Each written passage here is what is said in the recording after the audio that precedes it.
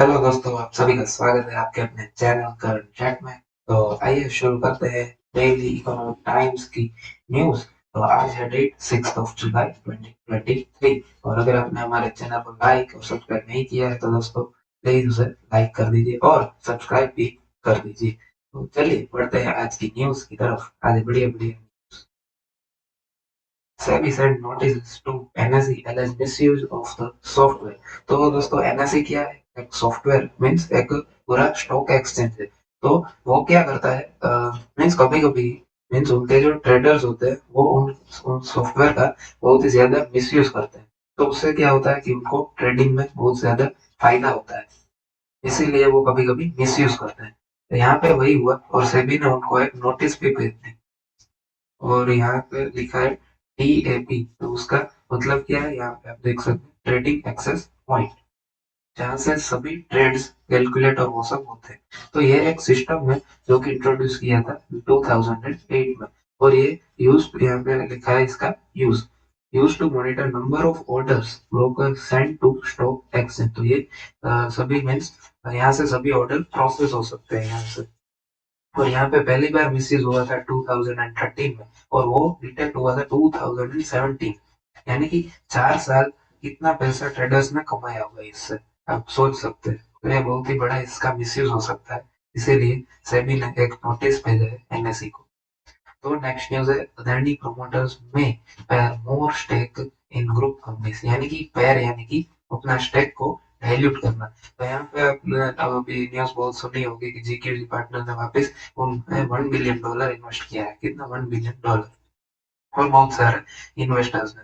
तो अभी फिर से उनका विचार है अदानी का कि वो अपना स्टेक है वो सेल करे किसी दूसरे, या फिर GQG पार्टनर वापस भी आ सकता है, ऐसा कुछ फिक्स नहीं होता। लेकिन उनको क्या है, स्टेक्स सेल करना है और उससे अपना फंड रेज करना है। Amazon set mark cross $8 billion mark to Indian exports. तो ये न्यूज पूरी हम आगे कवर करेंगे पूरा आर्टिकल है। ओके। तो PharmEasy plans 2400 crore right issued 90% discount to repay loan. तो फार्म इजी पहले तो एक अनलिस्टेड कंपनी है, मीन्स ये स्टॉक मार्केट में लिस्टेड नहीं है।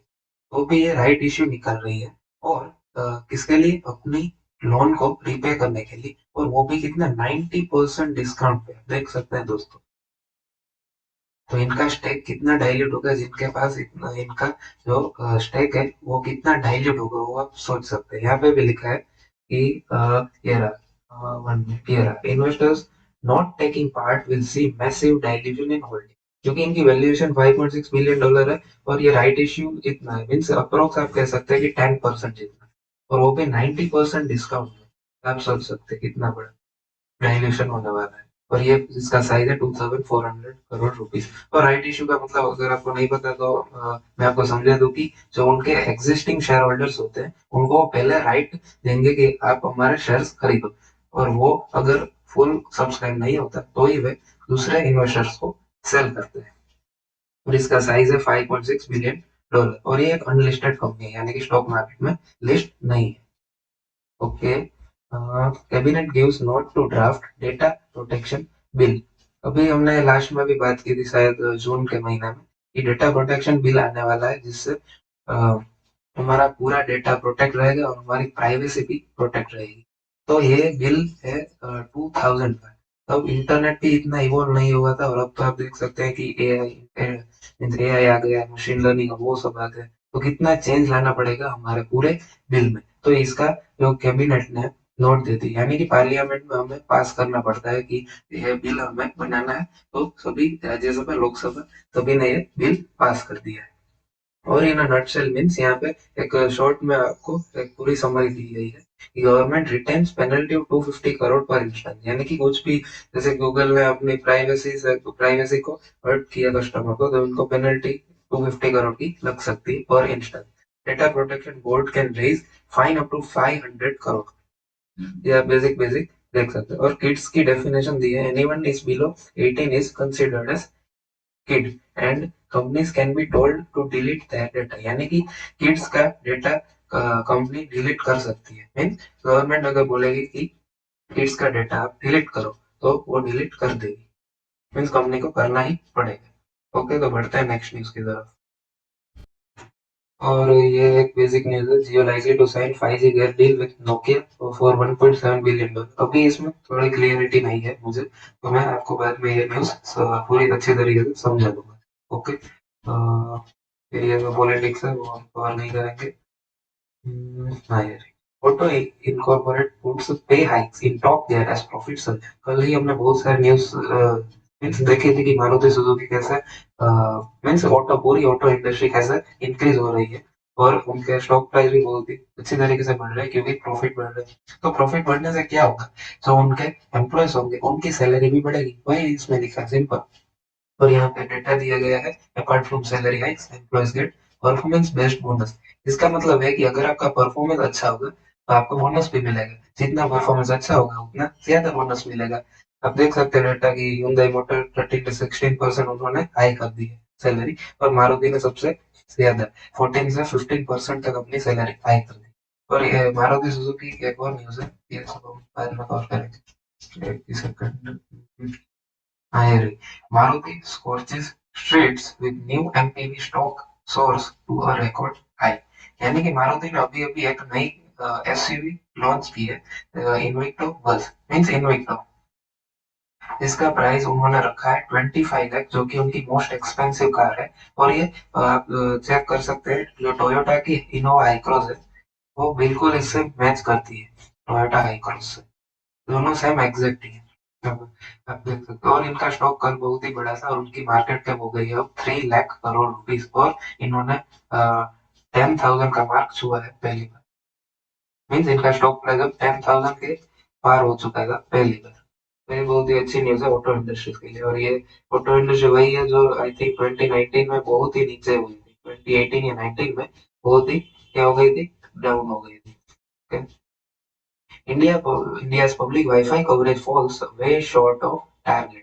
यानी कि इंडिया मीन्स इसमें नेशनल, यहाँ पे आप देख सकते हैं नेशनल डिजिटल कम्युनिकेशन पॉलिसी 2018 लाया गया था, जिसमें गवर्नमेंट ने कहा था कि 10 million for public wifi hotspot बनाएंगे 2022 तक। लेकिन कहना नहीं पड़ेगा, लेकिन बहुत ही शर्मनाक चीज है कि 0.5 मिलियन ही अभी कवर हुआ है वाईफाई हॉटस्पॉट, जो कि जिसका टारगेट था 10 मिलियन।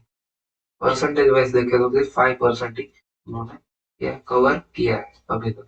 और इसमें यहाँ पे आप देख सकते हैं कि टेलकोस चार्ज बिटवीन 4 लाख से 8 lakh year from the service. और यहाँ पे अभी तो आप देख सकते हैं कि 4G भी ठीक से नहीं चल रहा, लेकिन वी कैन से 5G आ गया नो डाउट। लेकिन यहाँ पे तो 6G की बात की गई, मीन्स जब 5G लॉन्च हुआ था उसके 2-3 महीने में ही 6G की बातें होने लगी कि 2030 तक 50 मिलियन 6G यूजर्स होने लगेंगे। मीन्स आप मीन्स क्रिटिसाइज नहीं करना चाहिए, लेकिन 5G और 4G तो आप ठीक से चलाओ, टायर 1 टायर 2 टायर 3 टायर 4 में। ओके, ज्यादा मैं कुछ नहीं बोलूंगा। Jindal Steel promoters receives 4.5% pledge stake from OPJ Trading। यहाँ पे मैं पूरा केस आपको समझा दूँ, एक सेकंड, थोड़ी थिकनेस बढ़ा देते हैं। तो जिंदल स्टील कंपनी है, और ये एक ओपीजे ट्रेडिंग कंपनी। इसने इनको क्या दिया, कैपिटल। जिंदल ने इनको दिया इनका शेयर्स। तो इनके पास आप यहाँ पे डेटा देख सकते हैं, 18.47% स्टेक है, जिसमें से इन्होंने 4.5% जो शेयर्स थे वो क्या कर दिए, प्लेज प्लेज कर दिए। मीन्स प्लेज यानी कि गिरवी समझ सकते हैं, हिंदी में गिरवी रख दिए जिंदल स्टील के शेयर्स। तो क्योंकि ओपीजे ट्रेडिंग कंपनी है, उनको भी कुछ फंड्स की रिक्वायरमेंट होगी, तो 4.5% shares of Jindal company OPJ trading company has pledged 4.5%, जो कि 18.47% में से थे। और अब क्या हुआ, जो उनकी कैपिटल रिक्वायरमेंट है वो पूरी हो गई, तो ये प्लेज शेयर्स भी वापिस दे दिए जिंदल स्टील को। बस इसमें यही था न्यूज में। Adani Wilmer post 25% volume growth in Q1। Adani Wilmer अभी अभी 2020 में 2020 या 21 में लिस्ट हुई थी स्टॉक मार्केट में, और इन्होंने बहुत ही अच्छी ग्रोथ दी है। और आप देख सकते हैं कि Q1 में भी उन्होंने 25% वॉल्यूम में ग्रोथ दिया है, यानी कि उनका सेल्स आप सिंपल समझ सकते हैं। तो ये बहुत डराने वाली बात है। Almost all Fed officials favours future है, यानी कि अमेरिका में अभी भी इन्फ्लेशन बहुत हाई है। अनएम्प्लॉयमेंट कम है, अनएम्प्लॉयमेंट कम है तो सिचुएशन हम कह सकते हैं कि अभी भी थोड़ी डराने वाली है। तो इससे क्या है कि सब फेड ऑफिशियल यानी कि फेडरल, हमारे जैसे इंडिया में आरबीआई है वैसे ही यूएसए में फेडरल रिजर्व सेंट्रल बैंक है। तो इनका कहना है कि अभी भी फ्यूचर हाइक्स हो सकते हैं। फ्यूचर हाइक किसमें? जो कि उनकी इंटरेस्ट रेट होती है, हमारे जैसे रेपो रेट है तो उनकी भी एक इंटरेस्ट रेट है, उसमें हाइक हो सकती है। मीन्स अभी भी क्रेडिट पॉलिसी उनकी टाइट नहीं, हमने कल सीखा था हॉकिश, हॉकिश पॉलिसी यहाँ पे हॉकिश स्टांस रखने जा रहे हैं फेडरल रिजर्व। और अगर आपको ये सब सीखना है फोकिश डोविश अकोमोडेटिव न्यूट्रल तो आप कल का वीडियो देख सकते हैं 5 जुलाई 2023 का। Okay, next news, Jindal Jindal steel TVS motor PNB among the new large cap stock. तो इसमें सिर्फ डेफिनेशन के लिए मैंने इस न्यूज को कवर किया है कि लार्ज कैप स्टॉक कौन सा होता है जिसकी वैल्यू होती है 49,700 करोड़ से ऊपर, ये होता है लार्ज कैप। मिड कैप होता है, आपको नहीं दिख रहा होगा, 17,000, मैं एक बार यहाँ पे पूरा अच्छी तरीके से लिख देता हूँ। 49,700 crore is large cap, sorry. फिर 17,400 करोड़ से ऊपर मिड कैप, मीन्स इसके बीच में आता है वो मिड कैप, और इससे नीचे होगा वो क्या होगा, स्मॉल कैप, और एक माइक्रो कैप भी आता है, तो इसकी जरूरत नहीं है। तो बस न्यूज बेसिक यही है कि जिंदल स्टील टीवीएस मोटर और पंजाब नेशनल बैंक इसमें आ गया है, लार्ज कैप में एंटर हो गया, मीन्स इनकी मार्केट कैप इससे ज्यादा हो गई है। तो बढ़ते हैं नेक्स्ट न्यूज की तरफ। ओके, ये एक मारुति वाली न्यूज हमने समझ ली। तो अब ये HDFC bank IndusInd bank report strong loan growth but CASA deposits flat. तो हम समझेंगे नया टर्म कासा। तो पहले आप ये डेटा समझ लीजिए, एचडीएफसी बैंक का टोटल एडवांस यानी कि टोटल लोन इन्होंने जो दी थी उससे उससे 13% राइज है, जो कि आप फिगर देख सकते हैं। और इंडसइंड बैंक का सॉरी सेम है, 21% राइज हुआ है। और डिपॉजिट भी यहाँ पे बढ़ी है 19%, मीन्स 19.30 लाख हो गया है एचडीएफसी का, और इंडसइंड का हो गया है 15% बढ़कर 3.47 लाख करोड़। तो ये कासा रेशियो क्या है? कासा रेशियो का मतलब है current account to saving account ratio. Means यहाँ पे करंट अकाउंट और सेविंग अकाउंट रेशियो इन दोनों कंपनीज का फॉल हुआ है, और कितना 42.5% एचडीएफसी का और 39.9% इंडसइंड बैंक का। Current account is to saving account, current account business के लिए होता है और ये सैलरीड पर्सन के लिए होता है, ये तो आप बेसिक टर्म समझते ही हो। तो ये रेशियो इन दोनों कंपनीज का फॉल हुआ है despite of loan growth. HDFC sells more bad loan to ACRE ARC. Asset reconstruction companies का मैंने आपको पूरा कॉन्सेप्ट समझाया है सिक्स, सॉरी आज तो 4 जुलाई को मैंने आपको इसका पूरा समझाया है, और टाइम स्टैम्प 7:15 का। तो यहाँ पे एचडीएफसी में अपनी बेड लोन एसीआरई मीन्स शायद एकड़ एकड़ कुछ बोला जाऊंगे, एसीआरई एआरसी को भेजती है और इसकी साइज है 1300 करोड़, जिसमें से 23% बीड अमाउंट है, यानी कि 305 करोड़ उनको इमीडिएटली मिल जाएगा अभी, और बाद में शायद जो भी बचा हो उसमें से कुछ मिल सकता है। लेकिन जो मेजर अमाउंट होगा वो उस एआरसी को ही जाएगा, जो कि उसका काम है और उसका इनकम सोर्स भी है। अगर आपको कॉन्सेप्ट समझना है तो इस आप 4 जुलाई के वीडियो पर आप जा सकते हैं, और इसमें मैंने टाइम स्टैम्प भी आपको बता दिया कि सर्विस एक्टिविटीज इट्स 3 मंथ लो इन जून। तो सर्विस एक्टिविटीज बेसिकली वही है, ट्रांसपोर्टेशन, फिर टेलीकॉम, और वो सब उसमें सर्विस एक्टिविटी है। तो वो हुआ है 3 मंथ लो इन जून। मीन्स मैंने आपको कहा था कि जैसे ही मंथ खत्म होता है तो बहुत सारे डेटा हमारे पास आने लगते हैं।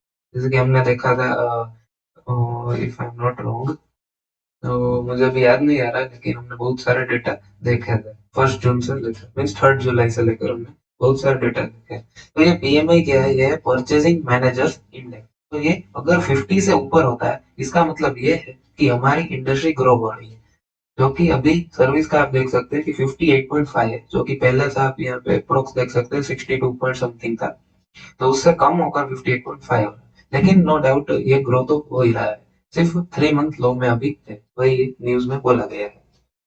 यहाँ पे भी देख सकते हैं value of over 50 denotes expansion. Okay, India and ASEAN top recipients of FDI says UNCTAD report। तो $662 billion inflows higher in developing Asian countries compare to developed countries. यानी कि डेवलप्ड कंट्रीज आप देख सकते हैं, जर्मनी ऑलरेडी रिसेशन में है, UK recession की कगार पे है, और यूएसए में इन्फ्लेशन हाई है, तो बेट किस पे जाएगी? ऑलरेडी ऑब्वियसली एशियन कंट्रीज पर, जो कि डेवलपिंग है, जैसे कि इंडिया, चाइना, सिंगापुर, यूएई, वो सब डेवलपिंग कंट्रीज में आती है, तो उन पे ही ज्यादा एफडीआई जाएगा। तो इस न्यूज में वही है कि इंडियन और एशियन, एशियन का आप फुल फॉर्म एक बार हम चेक कर लेंगे।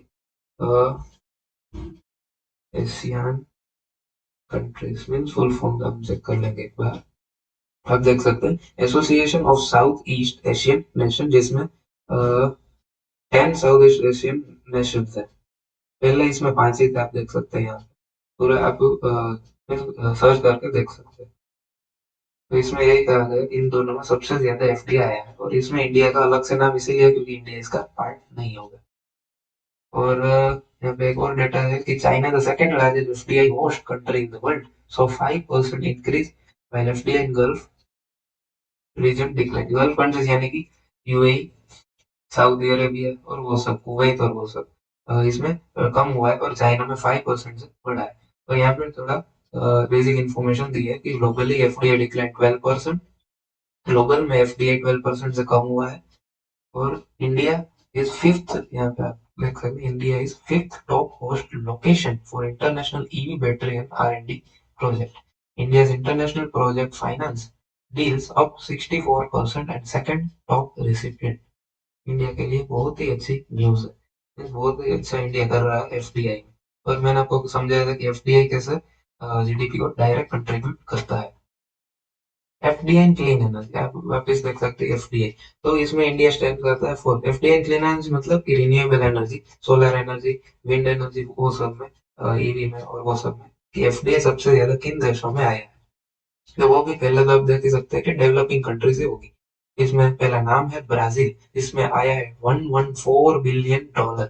सबसे ज्यादा ब्राजील में, इंडिया का है $77.7 बिलियन, क्योंकि इसका ऑलमोस्ट 30%, 32-40% से कम है। और इनका शेयर 32% है, जो कि हमारा शेयर है सिर्फ 14% total project value. Okay, no doubt India is growing.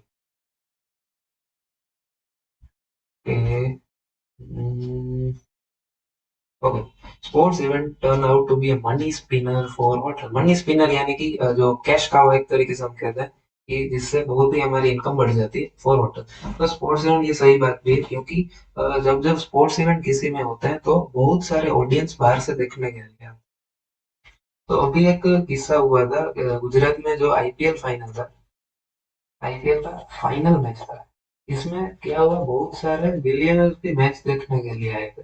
इसमें बहुत सारे अपना प्राइवेट जेट लेकर अहमदाबाद एयरपोर्ट पे रखने के लिए जगह भी नहीं थी, तो उनसे वो एयरपोर्ट में जगह नहीं थी, तो दूसरे एयरपोर्ट में भी यहाँ पे भेजना पड़ा। इतनी सारी बुकिंग हो चुकी थी और इतने सारे जेट्स भी आए थे। देख सकते हैं कि एक आईपीएल फाइनल के लिए कितने सारे बिलियनर्स भी, सेलिब्रिटीज और वो सब मैच देखने के लिए आए थे। तो ये जब इंटरनेशनल मैच होगा, इंटरनेशनल, जैसे कि आप यहाँ पे एग्जांपल देख सकते हैं, यहाँ पे लिखा है India Pakistan cricket world cup ऐसा एग्जांपल।